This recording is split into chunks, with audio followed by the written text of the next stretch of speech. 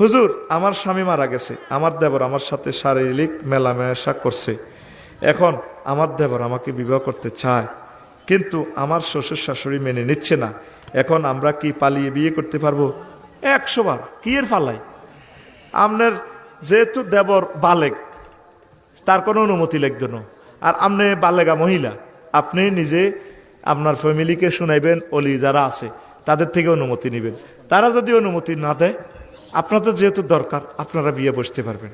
নিকাহ হুয়া বাতেল, নিকাহ হুয়া বাতেল যেটা কইছে নবীজি দমকেল্লা কইছে, নত হলান সব ফলাই বিয়ে করব। আপনি জেনা করবেন না, আর যে জেনা করছেন এটার জন্য আল্লাহর কাছে মাপ চাইবেন। ইসলামী স্টেট কায়েম হইলে আপনার যদি জেনাটা প্রমাণিত হইতো, আপনাকে ফাতরে ফাতরে কল্লা উড়াই দিত।